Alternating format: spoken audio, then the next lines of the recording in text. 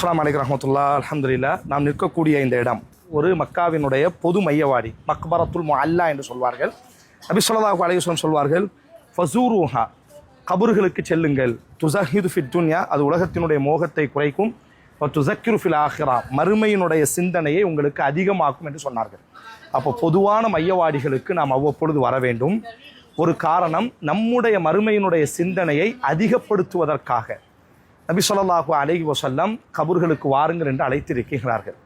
இது மக்காவினுடைய ஒரு பொது மையவாடி. இந்த மையவாடியில் தான், இந்த கபரில் தான் அன்னை ஹதீஜா, நம்முடைய தாய் அன்னை ஹதீஜா ரலியல்லாஹு அன்ஹா, இஸ்லாத்திற்காக முதலில் மரணித்த சுமையா ரலியல்லாஹு அன்ஹா, யாசிர் ரலியல்லாஹு அன்ஹு, ரசூலுல்லாஹ்வுடைய 2 மகன்கள் காசிம், அப்துல்லா, மக்காவினுடைய ஆளுநர் அப்துல்லா பின் ஜுபைர் ரலியல்லாஹு அன்ஹு, அஸ்மா ரலியல்லாஹு, அபூபக்கருடைய மூத்த மகள், எல்லாரும் இந்த கபரில் தான் அடக்கம் செய்யப்பட்டிருக்கிறார்கள்.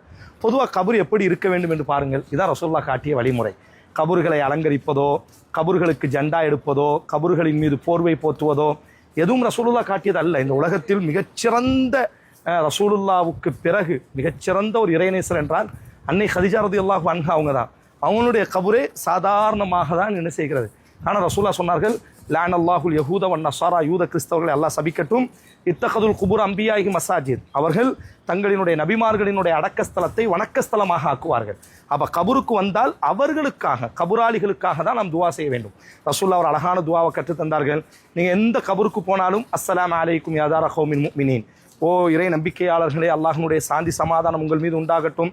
வைனா இன்ஷா அல்லாஹ் லாஹிக்கும், நீங்கள் முந்தி போயிட்டீங்க, அல்லாஹ் நாடினா உங்களுக்கு பிந்தி நாங்கள் வர இருக்கிறோம். யக்ஃபிருல்லாஹு லனா வலக்கும், உங்களையும் எங்களையும் அல்லாஹ் மன்னிக்கட்டும். அஸ்அலுல்லாஹ லனா வலக்குமுல் ஆஃபியா, உங்களுக்கும் எங்களுக்கும் அல்லாஹ் நல்வாழ்வை தரட்டும் என்று ரசூலுல்லாஹ் ஒரு அழகான துஆ.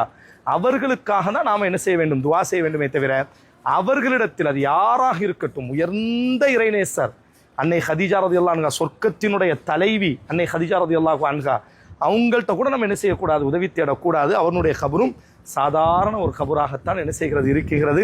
அல்லாஹ் ரப்புல் ஆலமீன் நமக்கும் இந்த கபுராளிகளுக்கும் சிறந்த வாழ்க்கை அல்லாஹ் நமக்கு தரட்டும். உயர்ந்த நபித்தோழர்களினுடைய கபரை சந்திக்கிறோம். நாளைக்கு மறுமையில் அவர்களோடு சொர்க்கத்தில் இருக்கக்கூடிய சூழலை அல்லாஹ் நம் அனைவருக்கும் நசீபாக்கட்டும்.